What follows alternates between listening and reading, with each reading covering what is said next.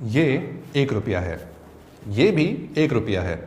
इस 1 रुपए की वैल्यू तकरीबन $7 है और इस 1 रुपए की वैल्यू तकरीबन $0.004 है। ऐसा क्या हुआ कि 500 सालों में रुपए की कदर में 1700% कमी आ गई। कहानी शुरू होती है 1540 में, जब शेर शाह सूरी ने हिंदुस्तान में सूरी एम्पायर की बुनियाद रखी और 1 रुपए का चांदी का सिक्का मुतारफ करवाया।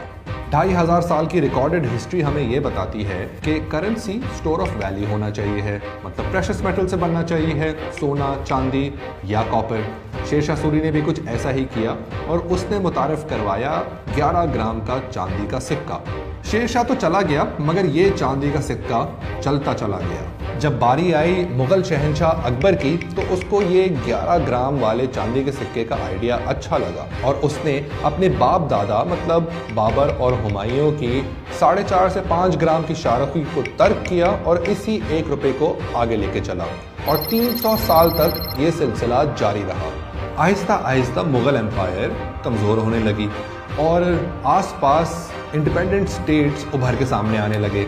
इन सब स्टेट्स ने भी 11 ग्राम का ये चांदी का रुपया अपने अपने नामों से अपने अपने इलाकों में जारी रखा। ईस्ट इंडिया कंपनी वैसे तो जहांगीर के ज़माने में हिंदुस्तान में कदम रख चुकी थी, मगर बैटल ऑफ प्लासी और सेरिंगपट्टम के बाद वो मजबूत हो चुकी थी और बॉम्बे प्रेसिडेंसी, मद्रास प्रेसिडेंसी और बंगाल प्रेसिडेंसी के जरिए उसने चांदी के 1 रुपए जारी करना शुरू कर दिए थे। फिर आया 1835 और 1835 कॉइनेज एक्ट के तहत उन्होंने इस करेंसी को यूनिफॉर्म कर दिया, मतलब बंगाल, मद्रास और बॉम्बे प्रेसिडेंसी को ख़त्म करके उन्होंने एक ही किस्म के सिक्के अपने ज़ेरे असर इलाकों में जारी कर दिए। ये सिलसिला 1857 तक बरकरार रहा। 1857 में होती है वॉर ऑफ इंडिपेंडेंस, जिसके बाद अंग्रेज सरकार आती है और ईस्ट इंडिया कंपनी को साइड पे करके बराह रास्त खुद हिंदुस्तान पे हुकूमत करने लगती है। अंग्रेज सरकार कुछ प्रिंसली स्टेट्स पे मेहरबान होती है और उनको भी इजाज़त दे दी जाती है कि वो अपने इलाकों में अपने नाम से चांदी और कॉपर के सिक्के जारी कर सकते हैं और वो भी इस 11 ग्राम के 1 रुपए के सिक्के को जारी रखते हैं। 1858 से 1939 तक ब्रिटिश सरकार ने भी 11 ग्राम के ये रुपये कंटिन्यू रखे, मगर 1939 में दूसरी जंग अजीम शुरू हुई और सिल्वर हो गया शॉर्ट, तो अंग्रेज सरकार ने 1939 से 1945 तक रुपए में सिल्वर कंटेंट आधा कर दिया, मतलब कि अब इसकी इंट्रिंसिक वैल्यू या इनफरादी वैल्यू आज के हिसाब से $3.5 हो गई। और फिर आया 1944। 1944 में एक अग्रीमेंट तय पाया जिसे आज हम ब्रेटन वुड्स अग्रीमेंट के नाम से जानते हैं।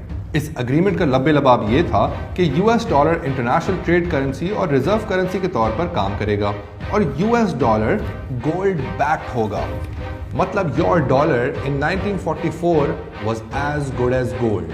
इसी ब्रेटन वुड्स में आईएमएफ और वर्ल्ड बैंक के कयाम का भी फैसला किया गया। खैर 1944 में शुरू हुआ द न्यू वर्ल्ड ऑर्डर, नोवस ऑर्डो सेक्लोरम। खैर coming back to the rupee, 1945 में ब्रिटिश सरकार ने 1 रुपए के सिक्के में सिल्वर कंटेंट कर दिया 0, मतलब खत्म, और 1946 से 47 तक 1 रुपए का सिक्का निकल का बनने लगा, मतलब इसकी इंट्रिंसिक वैल्यू आज के हिसाब से $0.2 है। ये सिलसिला पार्टीशन के बाद भी जारी रहा और पाकिस्तान ने भी 1948 में 11 ग्राम का निकल का सिक्का जारी किया, जिसकी इनफरादी वैल्यू या इंट्रिंसिक वैल्यू $0.2 ही थी। आहिस्ता आहिस्ता लोगों ने पेपर करेंसी को एक्सेप्ट करना शुरू कर दिया और डॉलर इंटरनेशनल ट्रेड करेंसी के तौर पर और रिजर्व करेंसी के तौर पर उभर के सामने आया। सब कुछ अच्छा चलता रहा 27 साल तक, 1971 तक। 1971 में अमेरिकन प्रेसिडेंट रिचर्ड निक्सन ने ऐलान किया, I have directed Secretary Connally to suspend temporarily the convertibility of the dollar into gold or other reserve assets, except in amounts and conditions determined to be in the interest of monetary stability and in the best interest of the United States. मतलब 1971 में your dollar was not as good as gold। और यूं आगाज होता है fiat currency का। इन कागज के टुकड़ों की कोई इंट्रिंसिक वैल्यू नहीं रही, मतलब ये किसी कमोडिटी के साथ बैक्ड या लिंक्ड नहीं रहे। अब इनकी होती है परसीव्ड वैल्यू और इनका इन्हिसार होता है डिमांड एंड सप्लाई पे। आसान अल्फाज में अगर किसी मुल्क की इकोनॉमी अच्छी है, उसके पास नेचुरल रिसोर्सेज मौजूद हैं, उसकी एक्सपोर्ट्स उसकी इंपोर्ट से ज़्यादा हैं, उस कंट्री में फॉरेन इन्वेस्टमेंट आती है, इकोनॉमिक स्टेबिलिटी है, पॉलिटिकल स्टेबिलिटी है, तो उस मुल्क की करेंसी डॉलर के मुकाबले में स्ट्रांग होगी। और अगर इसके बरक्स आपने कोई सिनेरियो देखना है तो आप पाकिस्तान की मौजूदा सूरत हाल देख सकते हैं। सबसे बड़ा पेपर करेंसी या फियाट करेंसी का नुकसान ये है कि it is created out of thin air. इसकी कोई कमोडिटी बैकिंग नहीं है, ना ही ये कोई कमोडिटी से लिंक्ड है। इससे होता ये है कि हर नया डॉलर जो प्रिंट हो रहा होता है वो पुराने डॉलर की या पुरानी करेंसी की वैल्यू को घटा देता है।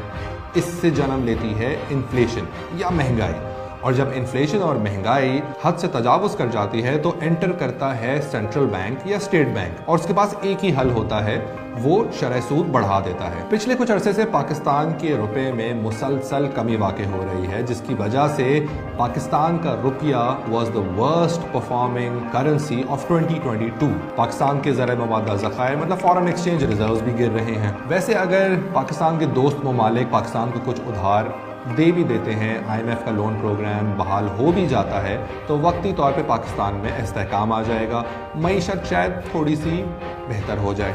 मगर ये मसला 6 महीने बाद, 9 महीने बाद, 1 साल बाद, 2 साल बाद दोबारा खड़ा होगा। इसका कोई परमानेंट सोल्यूशन नहीं है। मेरी नज़र में इसके 3 सोल्यूशंस हैं। नंबर 1, अ ग्रेट रीसेट, मतलब मौजूदा मालियाती निज़ाम को ख़त्म करके गोल्ड या सिल्वर स्टैंडर्ड पे दोबारा जाया जाए। ये बहुत मुश्किल होगा और दुनिया का सरमायादाराना निज़ाम ये होने नहीं देगा, क्योंकि इससे बहुत सारे कैपिटलिस्ट ममालिक की इकॉनमी और करेंसी को झटका लग सकता है और उनकी मुआशी इजारादारी ख़त्म हो सकती है।